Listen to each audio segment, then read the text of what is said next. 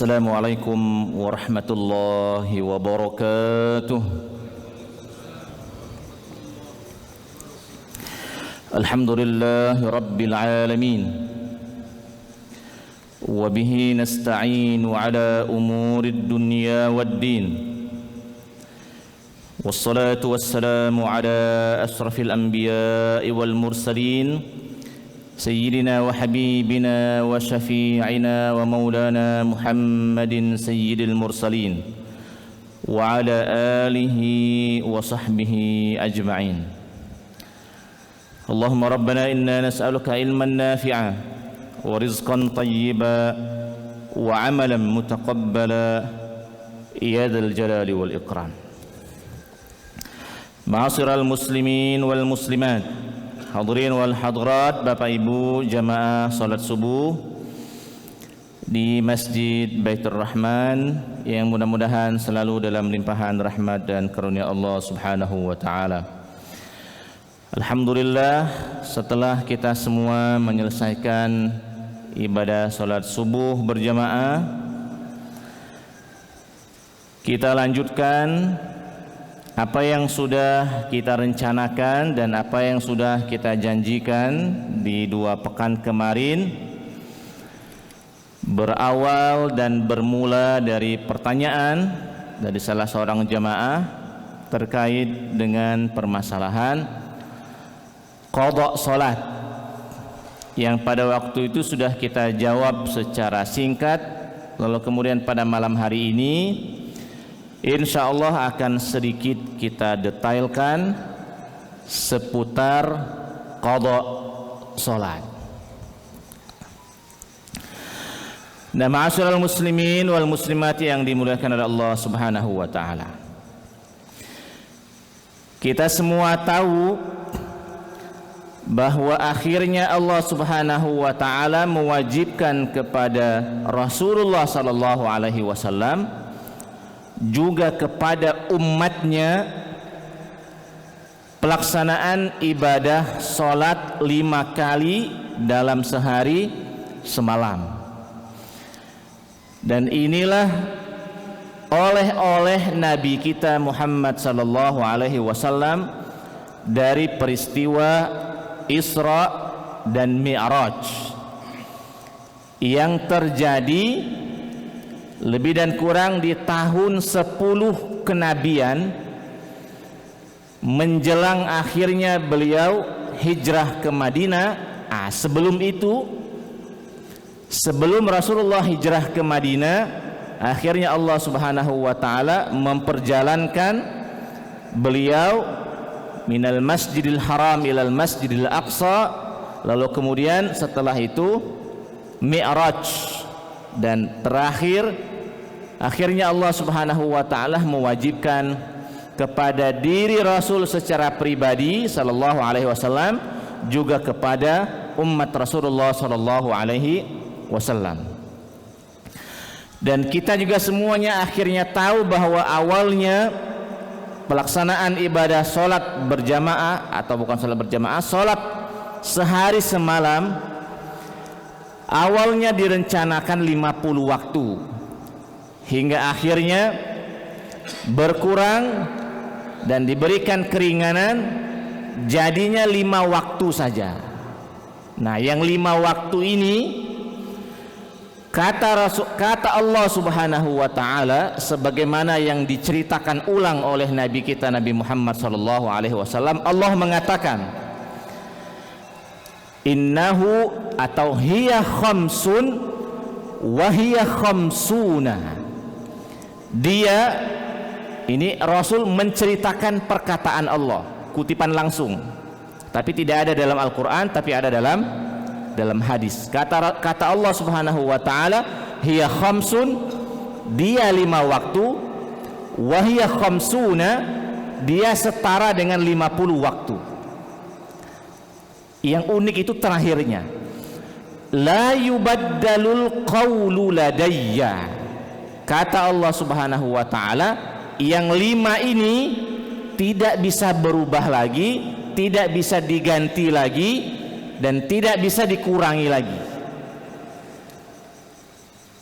hiya khamsun wa hiya khamsuna la yubaddalul qawlu ladayya. Saya kalau belajar fikih, belajar hadis, kata-kata ini saya kasih stabilo. La yubaddalul qawlu ladayya. Tidak akan pernah berubah sama sekali yang hitungan 5 ini.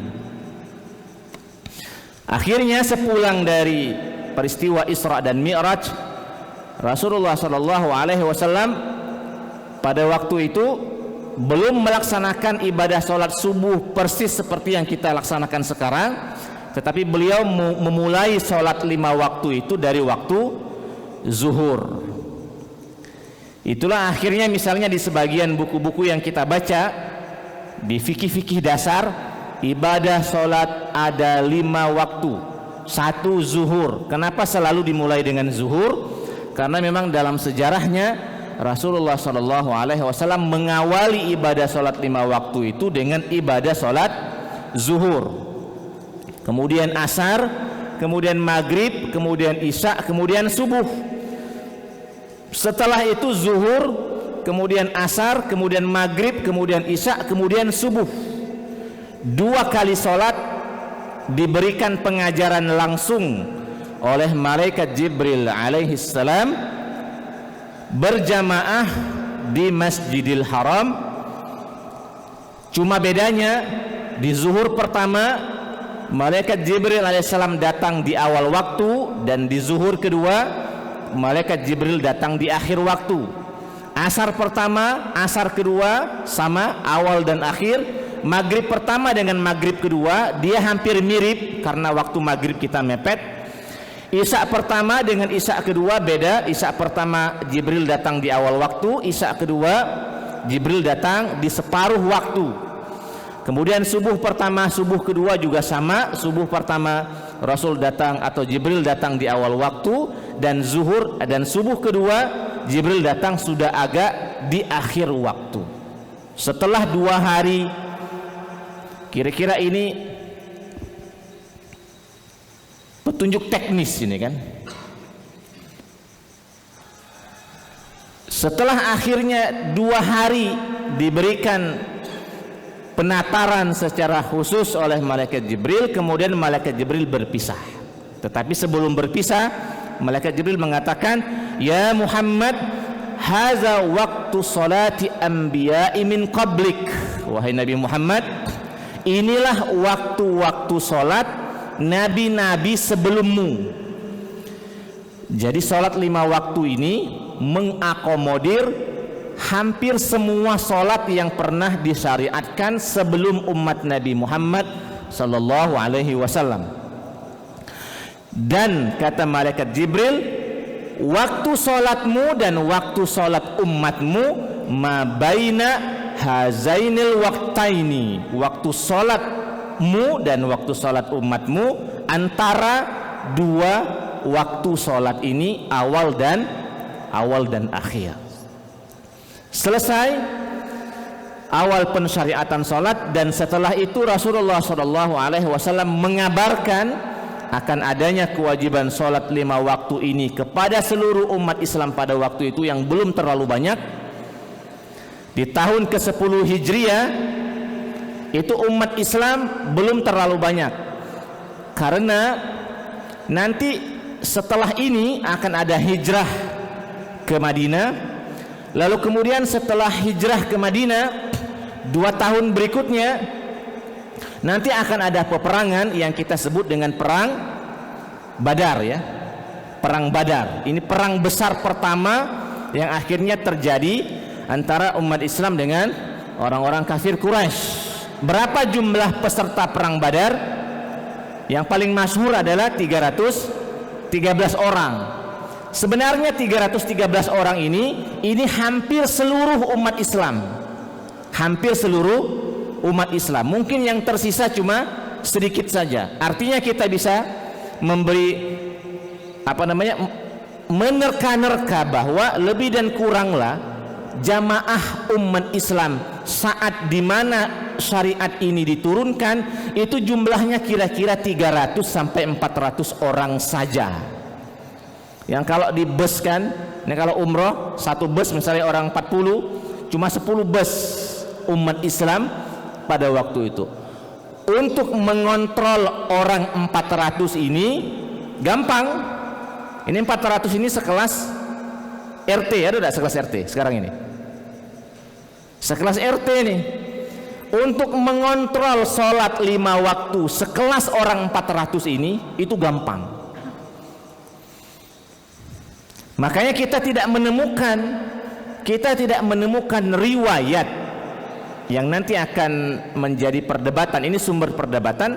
Kita nanti tidak akan menemukan riwayat tentang orang di masa Nabi Muhammad SAW tidak sholat dengan alasan sengaja tidak sholat. Kita tidak menemukan riwayat itu. Karena kenapa? Karena gampang dikontrol dan Nabi memberikan arahan-arahan. Bahkan misalnya Nabi pernah berazam. Ini semacam ancaman. Kata Rasulullah SAW, saya itu ada terdetik di dalam hati pengen membakar rumah-rumah orang Islam yang tidak sholat berjamaah. Ini Rasul pernah sampaikan itu, diberikan ancaman seperti itu kan. Ini seputar sholat berjamaah. Walaupun akhirnya Rasul tidak melakukannya. Artinya perhatian Rasul terhadap ibadah sholat ini sangat luar biasa sekali, dikontrol. Bahkan Rasul sendiri selalu menjadi imam sholat. Dan saat selesai dari pelaksanaan ibadah sholat, Rasulullah SAW juga memberikan kelonggaran kepada sahabat-sahabat Nabi yang lain untuk segera pulang ke komplek-kompleknya, kira-kira kan, ke komplek-kompleknya. Pada waktu itu teritorial Madinah itu belum terlalu besar. Teritorial Madinah belum terlalu besar. Untuk sekedar visual saja bahwa kuburan Baqi' sekarang ini sudah masuk dalam kategori ujung dusun. Sudah masuk dalam kategori ujung dusun. Jadi bayangkan betapa kecilnya tanah Madinah pada waktu itu. Baqi' sekarang ini itu sudah agak ujung-ujung dusun lah kira-kira ya. Kecil sekali berarti kan, gampang kontrolnya kan, muter sekali dapat itu, muter sekali dah dapat. Nah setelah itu Rasulullah SAW memberikan bimbingannya seputar sholat ini. Misalnya Rasul mengatakan sholli qa'iman, sholatlah kalian dengan berdiri. Fa illam tastati, kalau tidak bisa sholli qa'idan, sholatnya duduk. Kalau tidak bisa fasalli ala janbin, berbaringlah sholatnya. Apa maksudnya? Ya maksudnya selagi bisa sholat jangan tidak sholat, berdiri, duduk, berbaring. Akhirnya Rasulullah SAW juga memberikan kelonggaran keringanan syariat seputar menjamak dan mengqashar sholat. Apa maksudnya? Supaya orang yang sedang dalam perjalanan tidak meninggalkan sholat, supaya orang yang sedang sakit tidak meninggalkan sholat. Akhirnya Rasulullah SAW juga mengajarkan kepada kita semua, misalnya perempuan-perempuan yang haid boleh tidak sholat, yang nifas boleh tidak sholat, yang baru saja melahirkan boleh tidak sholat, yang gila boleh tidak sholat. Ini semua adalah pengecualian. Dan akhirnya kita juga akan menemukan beberapa riwayat Rasulullah SAW yang mengatakan, yang pertama hadis Anas bin Malik radhiyallahu anhu anin Nabi sallallahu alaihi wasallam, kata Nabi Muhammad sallallahu alaihi wasallam, man nasiya salatan, siapa yang lupa salatnya, fal yusalli, hendaklah dia melakukan salat, idza dzakaraha, ketika dia ingat salatnya. Jadi siapa yang lupa, dia lupa salat zuhur, ingat bahwa di asar, oh iya saya lupa salat zuhur. Kata Rasul, salatlah saat dia ingat. Berarti dia salatlah zuhur di waktu asar saat dia ingat itu. Walaupun sudah waktu asar, salat zuhur. Akhirnya kita juga akan menemukan riwayat perilaku Rasul SAW sendiri hadis riwayat Imam Al-Bukhari, sepulang dari perang Khaybar ya, atau sebelum ke Khaybar, orang kalau sa'i dari Bukit Sofa ke Marwah ya. Nah, Marwah ini, kawasan Bukit Marwah ini, itu sudah agak ujung dusun juga. Ini kawasan orang-orang Yahudi Bani Qainuqa yang tinggal di Mekah. Ini mumpung ada lintasan-lintasan pikiran supaya kita bisa tahu bahwa dulu belum luas teritorial tanah milik negara Madinah, itu belum luas. Untuk di Mekah modelnya seperti itu, untuk di Madinah seperti yang tadi saya jelaskan. Pulang dari perang Khaybar, ini perang lawan orang Yahudi Khaybar, akhirnya Rasul pulang lagi ke Madinah. Dalam perjalanan karena sudah malam, akhirnya Rasul beristirahat. Karena Rasul merasa bahwa ini malam, tidak lama lagi akan masuk subuh. Awalnya Rasul tidak mau tidur, tetapi melihat Rasul ibaratnya mungkin agak kurang nyaman menahan tidur itu, akhirnya Bilal bin Rabah yang pada waktu itu sudah masuk Islam ngomong dengan Rasul, wahai Rasul, tidak apa-apa nak tidur, tidak apa-apa, biarlah kami saja yang berjaga-jaga, nanti kalau subuh masuk kami akan azan dan kami akan bangunkan. Nah, akhirnya Rasulullah SAW tidur karena janji dari Bilal bin Rabah. Qaddarallah, takdir Allah berlaku. Rasul tidur, sahabat yang lain tidur, dan Bilal bin Rabah juga akhirnya tertidur. Falam yastaiqiz Rasulullah sallallahu alaihi wasallam. Rasul akhirnya tidak bangun. Wala Bilalun. Bilal juga tidak bangun. Wala ahadun min ashabihi, dan sahabat-sahabat Rasul yang lain ditakdirkan oleh Allah Subhanahu wa taala juga tidak terbangun. Hatta darabathum asy-syamsu. Ini bunyi hadisnya. Sampai akhirnya matahari memukul mereka. Ini terjemahannya. Sampai akhirnya matahari itu dengan cahayanya, panas cahayanya itu memukul tubuh Rasul sallallahu alaihi wasallam, memukul tubuh Bilal, memukul tubuh sahabat-sahabat Nabi yang lainnya. Barulah akhirnya mereka terbangun. Saat terbangun matahari sudah panas. Arab panas. Apalagi sekarang musim panas, 40 derajat, 41 derajat, panas. Karena itulah akhirnya Rasul sadar diri, oh sekarang waktu sholat subuh sudah habis, tapi kita tertidur. Akhirnya kata Rasulullah meminta kepada Bilal, suruh sahabat yang lain berwudu, kemudian engkau ya Bilal azan, dan sekarang kita sholat subuh berjamaah. Walaupun matahari sudah terbit. Apa maksudnya? Ya maksudnya jangan tidak sholat kan? Jangan tidak sholat. Ini hadis yang kedua yang kita temukan dari pribadi Rasul sendiri sallallahu alaihi wasallam, bahwa akhirnya Rasul pernah sholat subuh walaupun matahari sudah terbit. Nah, cuma bedanya kita dengan Rasulullah sallallahu alaihi wasallam, hanya kita dapati sekali inilah cerita Rasul sholat subuhnya kesiangan. Selebihnya tidak pernah lagi.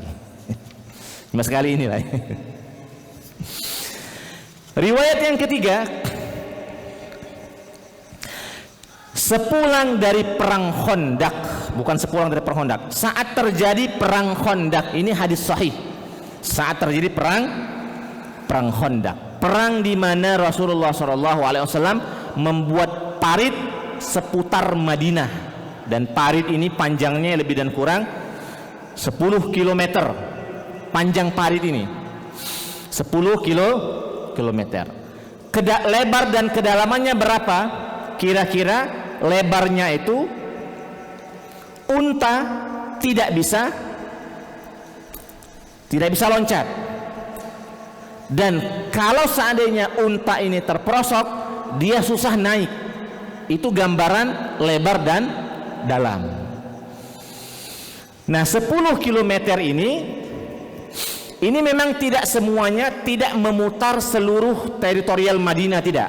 Karena kawasan Madinah itu ada yang perbukitan, ada yang batu-batuan, kemudian ada yang datar. Nah, parit ini dibuat untuk kawasan yang datar. Karena tidak mungkin orang masuk berperang bawa unta lewat pegunungan, tidak mungkin. Paling-paling 1-2 lewat pegunungan. Kalau bawa unta, bawa akomodasi, bawa makanan, bawa beras, bawa roti, tidak mungkin lewat sini. Mesti lewat jalur yang datar. Nah, ide membuat Khandaq ini adalah siasat perang bukan dari Arab. Ini siasat perang dari Salman Al-Farisi, orang Furs, Irak sekarang, Irak dan seputarnya. Ini usul dari orang yang bukan Arab. Kata Salman Al-Farisi, wahai Rasul, saya punya ide, dan ide ini adalah corak berperangnya orang kami, kita bikin parit. Dibikinlah parit 10 kilo, bukan dengan alat berat, dengan alat yang biasa. Dalam kondisi khawatir musuh segera masuk, karena musuh ini banyak, jumlah Rasul masih sedikit. Dibuatlah parit. Gara-gara buat parit ini, Rasul akhirnya tidak sempat sholat zuhur, tidak sempat sholat asar, tidak sempat sholat maghrib, baru tengah malam agak santai, agak damai, agak tenang. Kemudian di tengah malam itulah Rasul meminta supaya dikumpulkan para sahabat, ambil wudhu, dan di tengah malam itulah Rasul sholat asar, sholat zuhur dulu, sholat zuhur, kemudian setelah itu sholat asar, setelah itu sholat maghrib, barulah sholat isya. Ini hadis yang ketiga, terjadi pada diri Rasul Shallallahu Alaihi Wasallam. Apa maksudnya? Kalau sholat itu bisa didiskon, Rasul duluan pertama sekali ngambil diskon dengan suasana seperti itu. Berikutnya, di dalam Al-Quran maupun di dalam hadis ada syariat sholat khauf, sholat dalam kondisi takut. Ini sholat unik. Ini sholat khusus untuk tentara yang berjaga-jaga, tentara perang, masih pegang pistol, masih dalam barisan-barisannya. Mereka ada syariat sholatnya, sholat saat berperang dalam kondisi khawatir, dalam kondisi takut. Nah, ma'asyiral muslimin, riwayat-riwayat inilah yang akhirnya dijadikan oleh para ulama untuk membahas bab sholat qadha, bab sholat qadha. Nah, qadha itu sendiri kata para ulama adalah fi'lul wajib ba'da waqtihi. Qadha itu adalah mengerjakan perkara yang wajib setelah waktunya habis. Itu namanya qadha. Mengerjakan yang wajib setelah waktunya habis, itu namanya qadha. Maka apa yang dilakukan oleh Rasul Shallallahu Alaihi Wasallam tadi, baik karena alasan lupa, baik karena alasan tidur, baik karena alasan darurat peperangan, semua ini masuk dalam kategori qadha.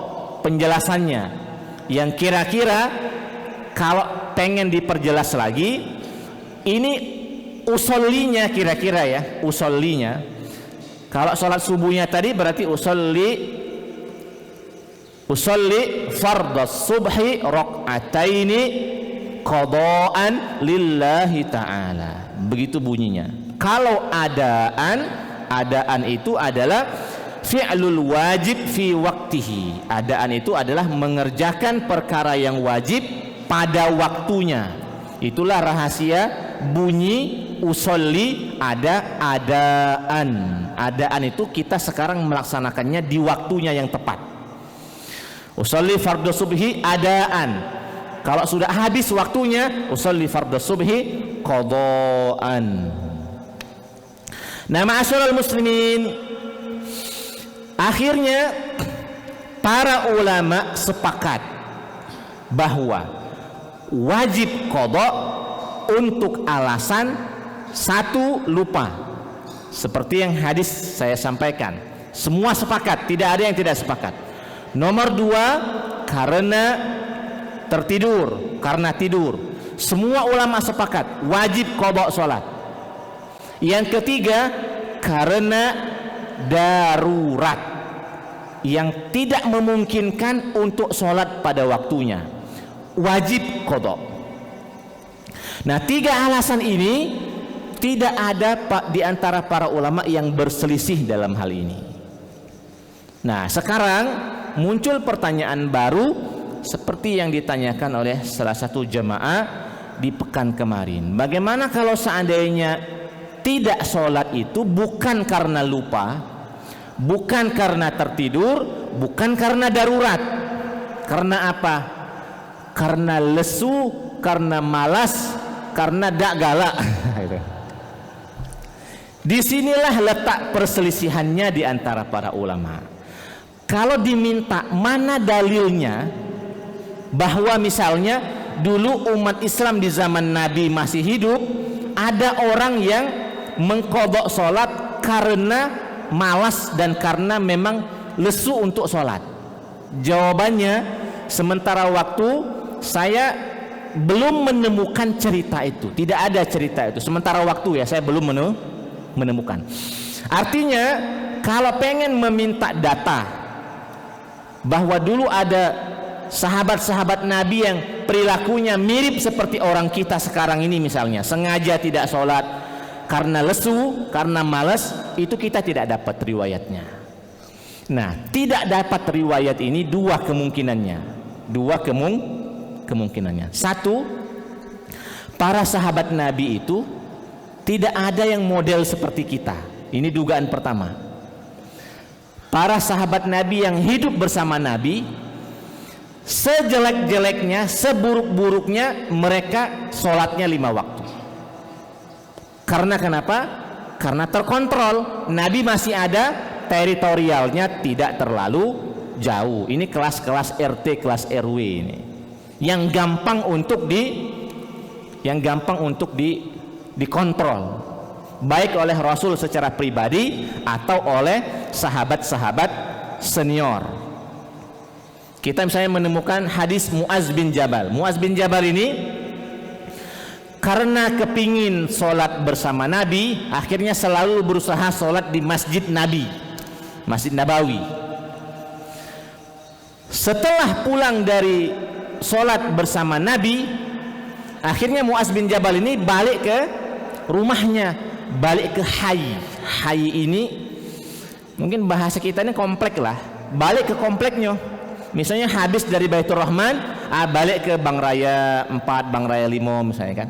Nah, ternyata jamaah-jamaah yang ada di kompleknya Muaz bin Jabal ini belum melaksanakan ibadah sholat, kepengen diimami oleh sahabat Muaz bin Jabal.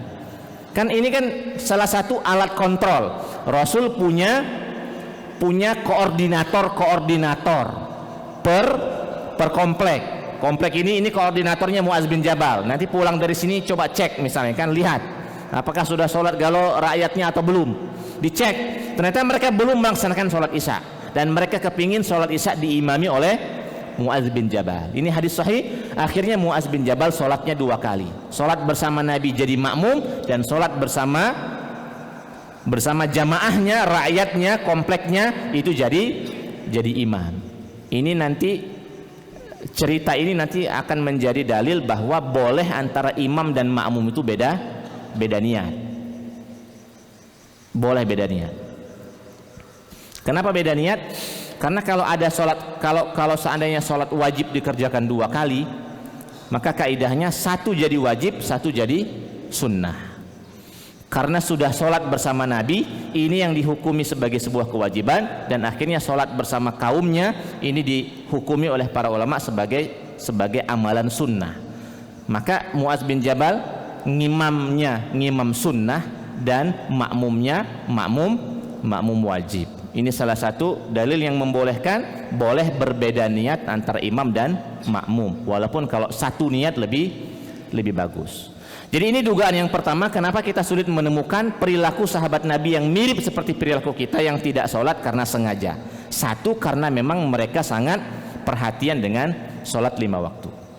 Nomor 2, kenapa kita tidak menemukan riwayat itu? Wallahu ta'ala a'lam bisawab. Mungkin saja bahwa perkara ini tidak dibesar-besarkan oleh Nabi Muhammad sallallahu alaihi wasallam.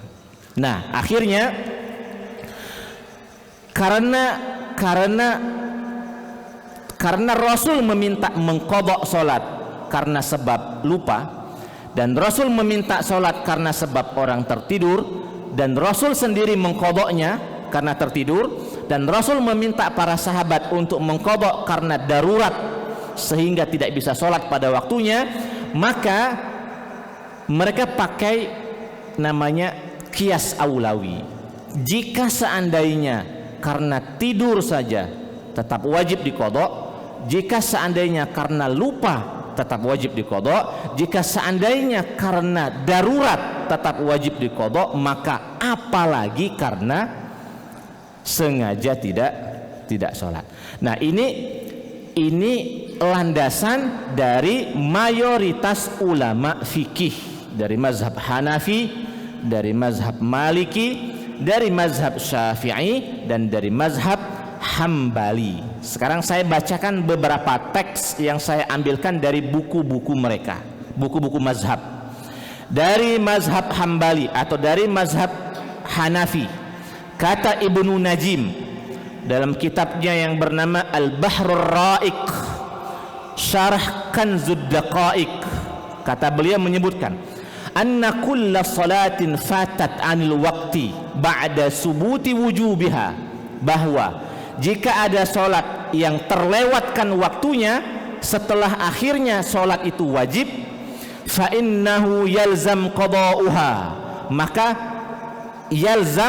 wajib qada'uha, wajib diganti, sawa'an tarkuha amdan, baik meninggalkannya karena sengaja, au sahwan, atau karena lupa, au bisababi naumin, atau karena sebab tertidur, wasawaan al-fawaid kasiratan, sama saja baik yang tertinggal ini jumlahnya banyak, au qalilatan, atau sedikit.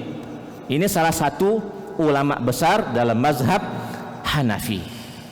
Sekarang dalam mazhab Maliki, kata Ibnu Abdul Bar di dalam kitabnya Al-Kafi fi Fiqhi Ahlil Madinah, beliau mengatakan, man nasiya salatan maktubatan, siapa yang lupa salat wajib, au nama anha, atau tertidur, fal yusalliha idza dzakaraha, hendaklah dia wajib mengqadanya saat dia ingat, fazalika waktuha, itulah waktu dia mengqadha. Berikutnya Imam Al-Qarafi, satu di antara ulama besar mazhab Maliki, mengatakan fil qada'i, dalam bab qada, wa huwa wajibun fi kulli mafrudatin, dia adalah wajib untuk seluruh perkara yang wajib tanpa terkecuali.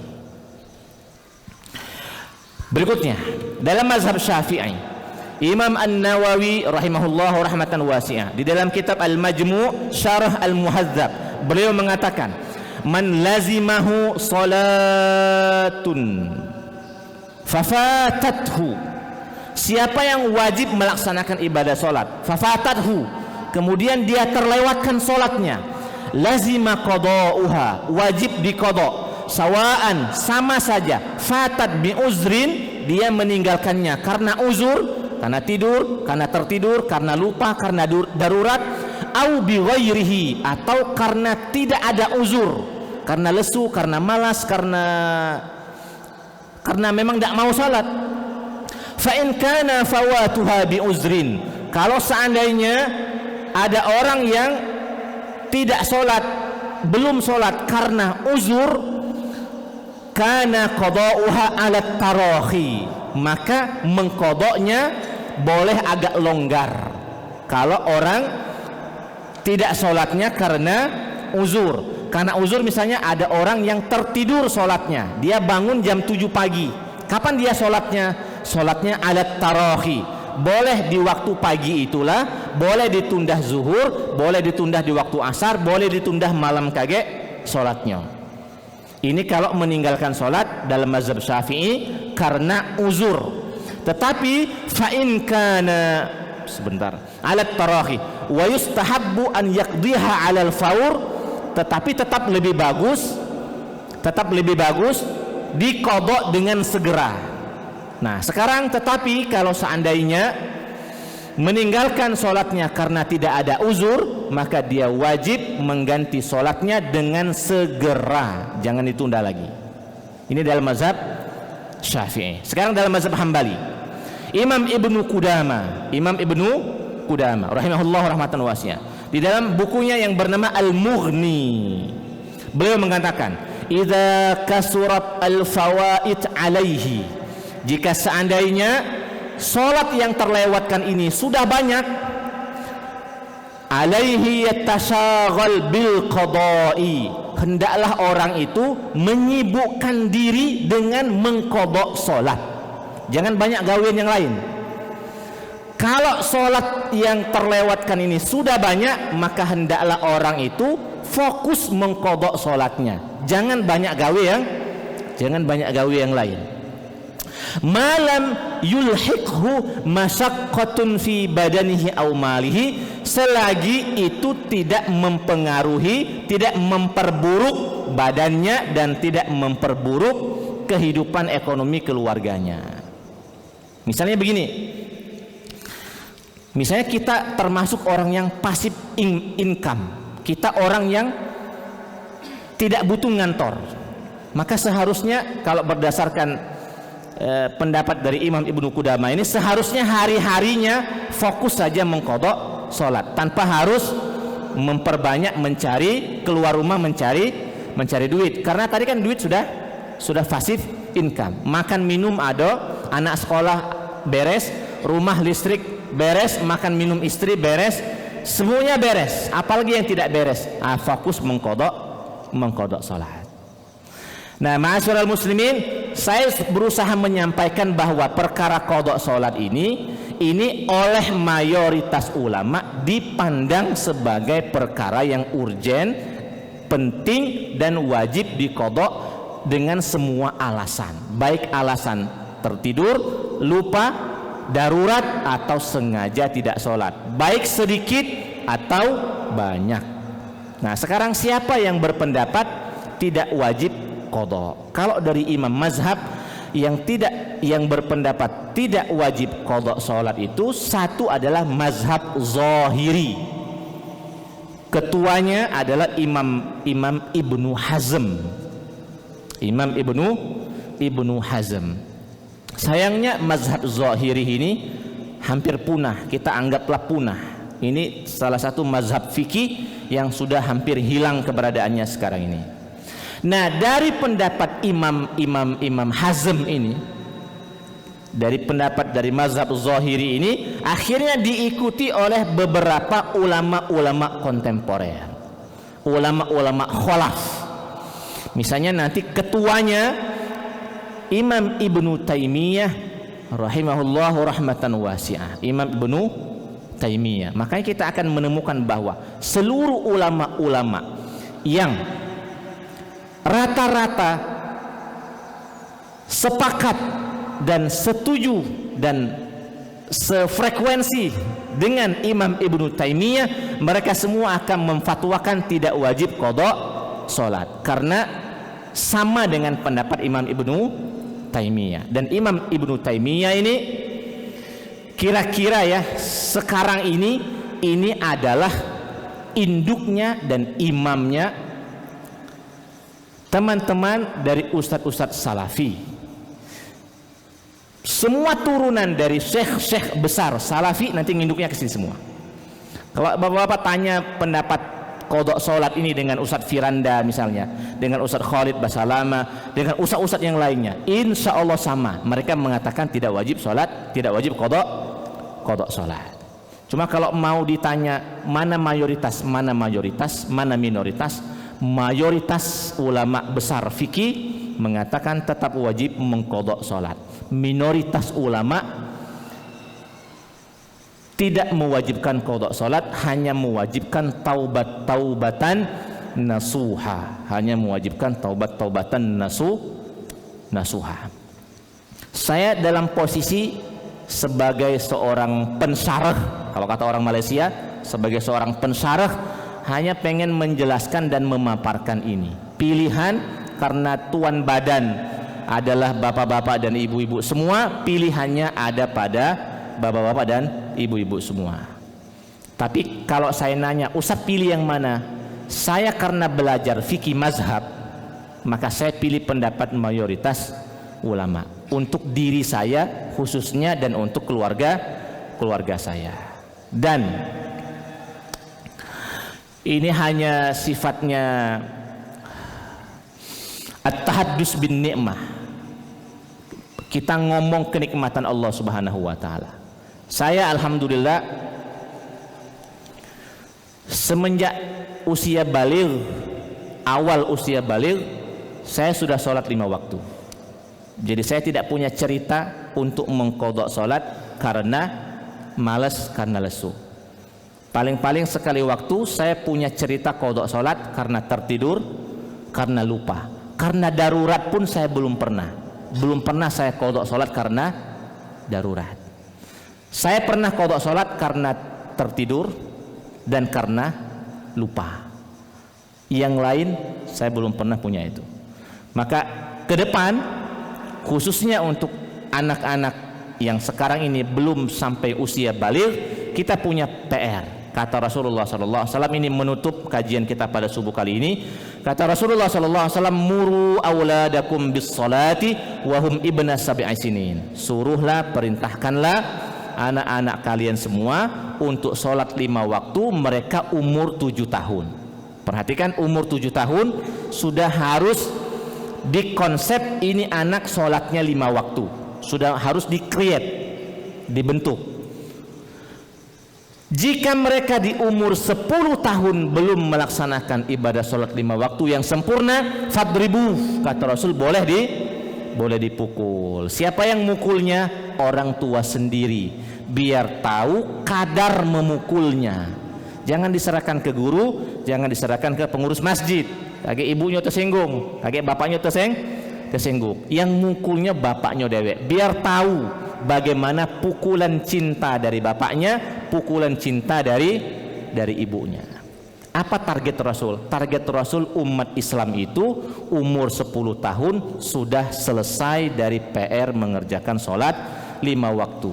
Jika ada perempuan haid di usia 10 tahun, orang tuanya sudah beres, ini perempuan aman walaupun haid. Setelah itu dia tidak ajaran lagi untuk sholat 5 waktu. Perhatikan sampai umur kan. Jika seandainya anak ini sampai umurnya umur 11 tahun, mantap, berarti sebelum 11 tahun sudah selesai sholat 5 waktu. Kita patut bangga, sama seperti bangganya sebelum masuk kelas 1 SD kita bangga anak kita bisa membaca, bangga sekali kita. Belum masuk SD sudah bisa baca, belum masuk SD sudah bisa naik sepeda, bangga sekali kita.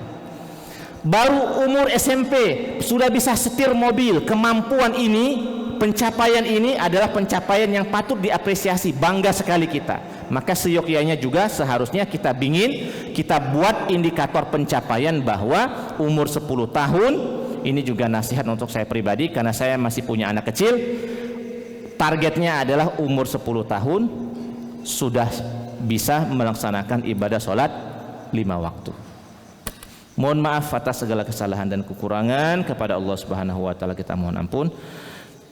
Masih ada sisa waktu, jika ada yang pengen ditanyakan kami persilahkan. Assalamualaikum warahmatullahi wabarakatuh. Assalamualaikum warahmatullahi wabarakatuh. Yang kisah Mu'az bin Jabal. Jadi teknik cara niat. Jadi kan tadi Pak Ustadz ada sunnah perbuatannya. Dia pernah berimam dengan Rasulullah SAW, kemudian bermakmum dengan Rasulullah, kemudian dia menjadi imam untuk kompleknya. Jadi niatnya apa, tetap niat wajib atau perbuatannya yang sunnah? Oke. Itu. Oke. Karena ini sholat namanya adalah sholat isya. Jadi nama sholatnya tetap isya, tetapi status sholatnya dipandang oleh para ulama karena ini sudah sholat yang kedua, maka dia dihukumi statusnya sebagai status sunnah. Niatnya tetap niat sholat isya. Jadi misalnya bapak-bapak misalnya di rumah sholat sendirian, atau di rumah atau di masjid sebelah sudah sholat misalnya kan, terus ada pengajian di Baitur Rahman, ternyata di Baitur Rahman orang sedang sholat. Apa yang harus dilakukan? Apa duduk-duduk di depan sambil lihat HP sambil merokok? Boleh, tapi yang lebih bagus masuk masjid ikut sholat di sini. Sholat 2 kali berarti. Di sana dihitung sholat wajib, di sini dihitung sholat sunnah. Daripada duduk-duduk, daripada katik gawe, daripada sekedar lihat HP dan seterusnya, mending langsung masuk ke sini, langsung bikin saf dan langsung ikut sholat isya atau sholat apa saja. Maka sholat yang kedua dihukumi sebagai statusnya sebagai sunnah. Kira-kira itu. Ya, boleh Pak.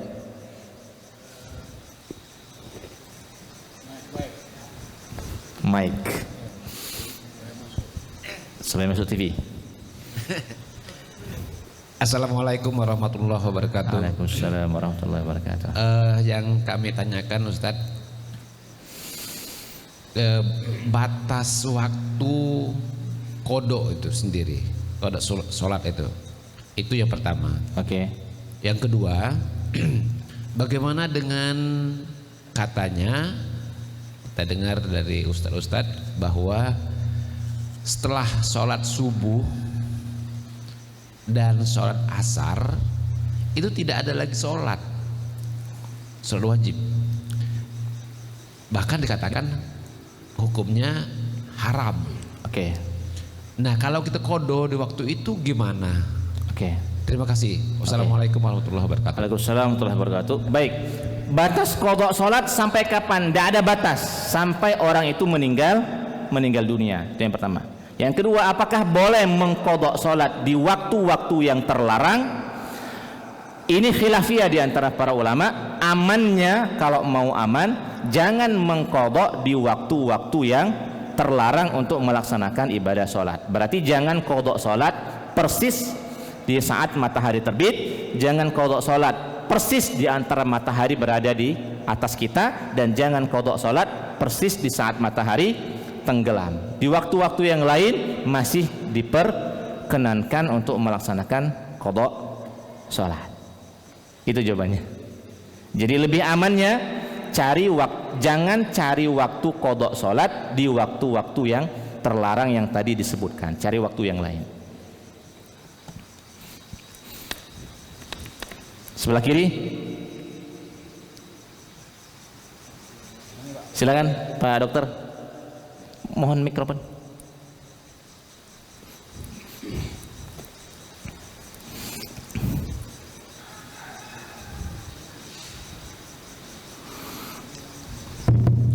Oke, Assalamualaikum warahmatullahi wabarakatuh. Assalamualaikum warahmatullahi wabarakatuh. Ustaz, kalau kami dokter ini kadang kerja, tadinya mungkin 2 jam sebelum Jumat atau kadang itu kira-kira itu Jumat, itu yang paling sering.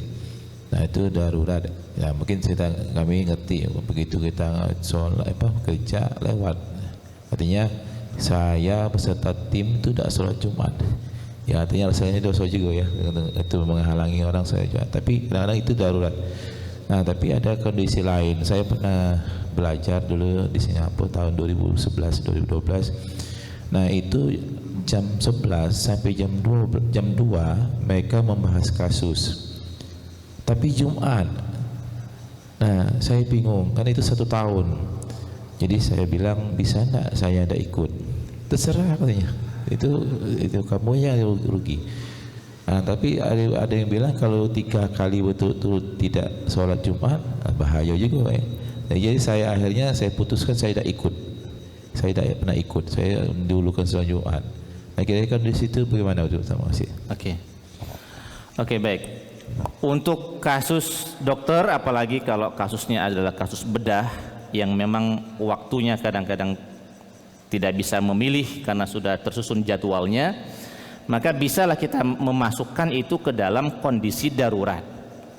Nah, tetapi kalau dia kondisi darurat, maka pilihannya kalau dia sholat wajib, kalau dia sholat wajib, pilihannya pertama jangan qadha terlebih dahulu.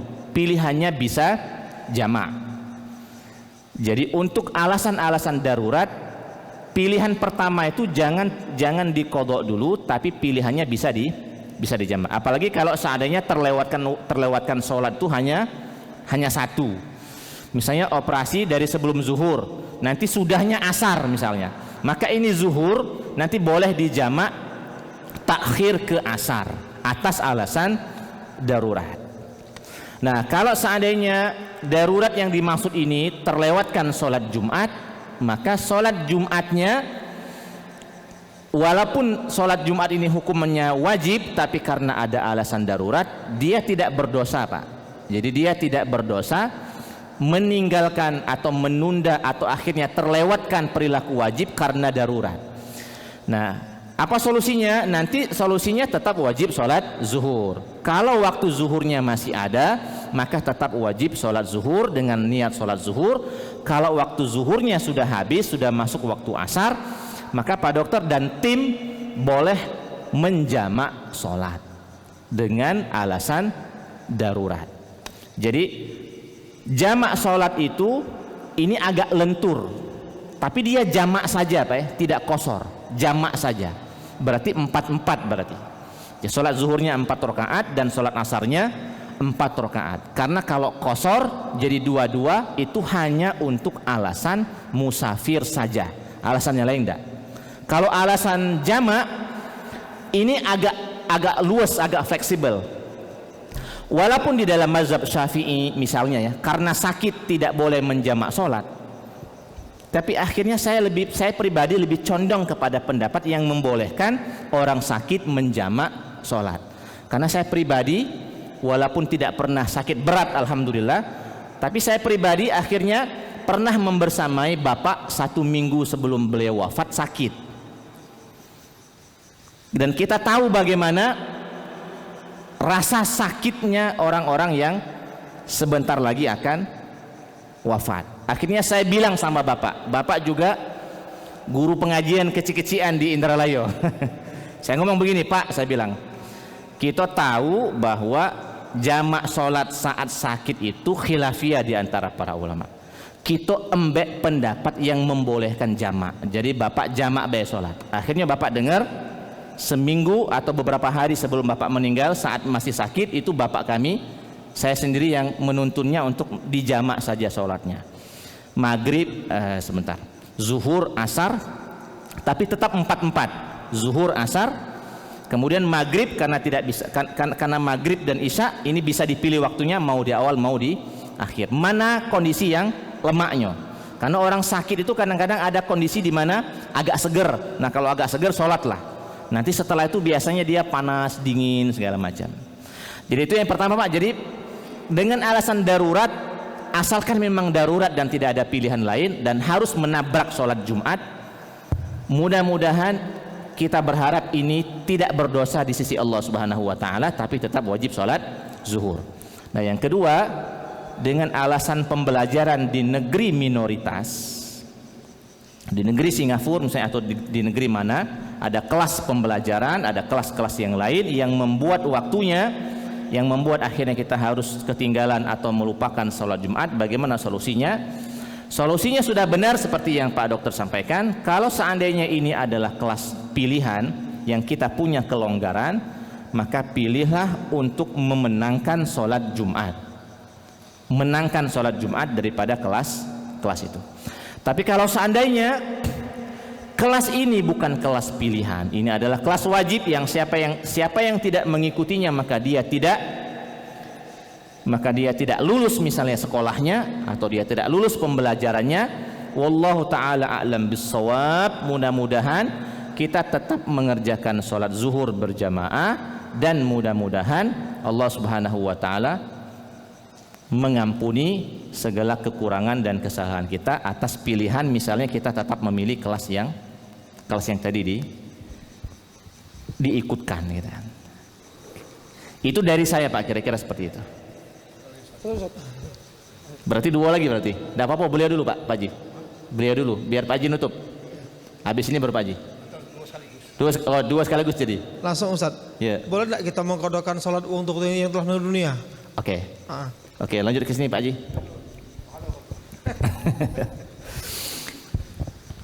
Ustaz, ini nanya tentang apa namanya.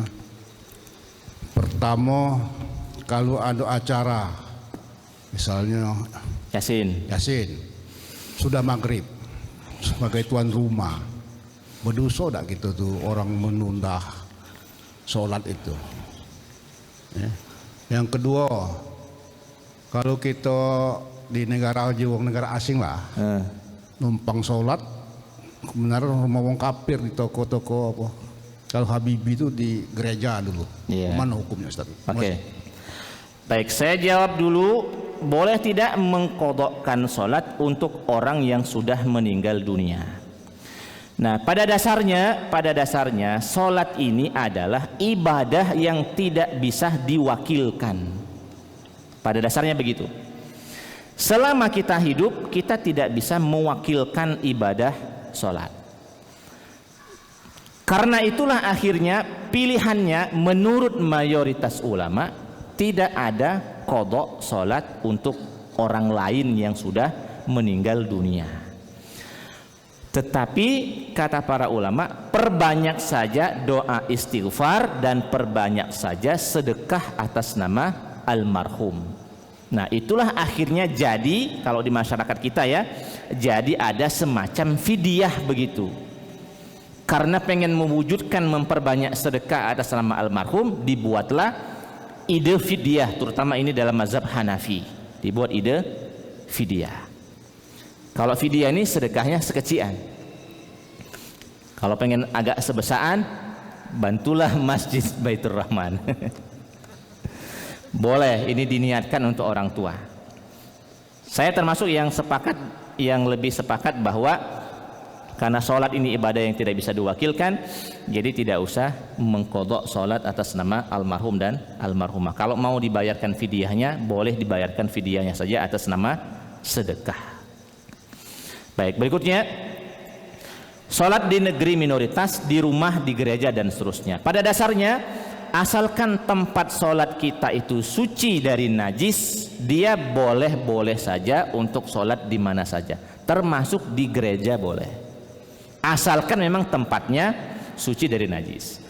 Kalau jelas-jelas ada bekas anjing teduk di situ misalnya ya, dan seterusnya, maka tempat itu tidak boleh dipakai untuk sholat. Jadi ada kelonggaran. Di kelas boleh sholat, di gereja boleh sholat, asalkan memang diizinkan. Kemudian di rumah-rumah orang-orang non-muslim boleh sholat, asalkan memang aman dari najis. Nah, berikutnya, pertanyaan terakhir. Apakah orang-orang yang mengadakan acara dan menabrak waktu sholat ini berdosa atau tidak? Saya lebih sepakat bahwa dia tidak berdosa, tetapi ini sesuatu yang kurang bagus. Karena begini, sholat ini termasuk dalam kewajiban yang punya space waktu. Sholat itu punya waktu di awal, punya waktu tengah, punya waktu akhir.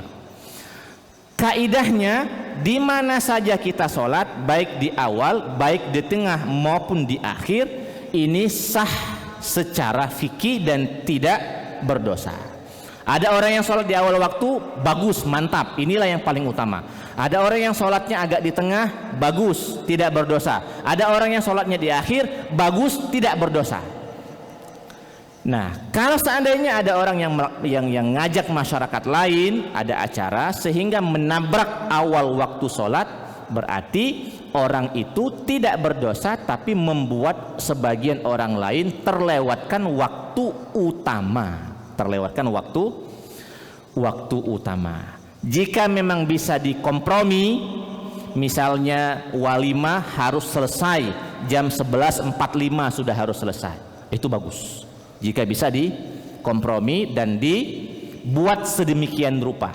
atau minimal jam 12 teng selesai. Tapi kalau jam 12 teng susah juga karena sekarang zuhurnya jam 12. Sekurang-kurangnya 11.45 sudah selesai. 15 menit untuk makan minum, setelah itu kita menuju masjid. Ini kalau bisa di-create. Ada acara malam, yasinan, marhaba dan seterusnya, memang sudah seharusnya ditawarkan sudah isya misalnya ya, supaya tidak menabrak sholat isya. Jadi ini disesuaikan saja. Dan saya termasuk yang di komplek yang ada Masjid Aqobah 5, karena saya agak sering ke sana. Mereka di komplek itu mereka sudah sepakat seluruh acara malam sudah sholat isya. Saya setuju itu. Nah, cuma kalau untuk di masyarakat kita di bawah, di desa-desa, ini masih sifatnya bertahap cara merubahnya. Ini harus, kalau kata orang Oganilir, harus diulukan dulu, Pak Haji. Harus dicontohkan dulu. Public figure harusnya mencontohkan. Maka nanti misalnya kalau saya punya acara, seharusnya saya di dusun kalau mengadakan acara, saya yang harus memulai mencontohkan acara sudah isya. Supaya nanti orang nurut, itu ustadz itu sudah isya, itu sudah isya, itu sudah isya. Ini public figure. Supaya nanti akhirnya ini mudah-mudahan sedikit banyak nanti berubah. Tapi bahwa fenomena sekarang ini yang ada di masyarakat sering menabrak sholat isya, apakah mereka berdosa?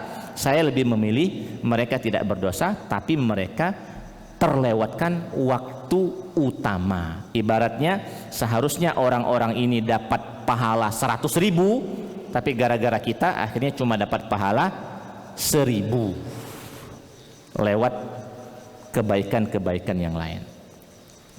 Kira-kira itu, Pak Haji. Mohon maaf atas segala kesalahan dan kekurangan. Kepada Allah Subhanahu wa taala kita mohon ampun. Subhanakallahumma rabbana wa bihamdika asyhadu an la ilaha illa anta wa astaghfiruka wa atubu ilaik. Wassalamu alaikum warahmatullahi wabarakatuh.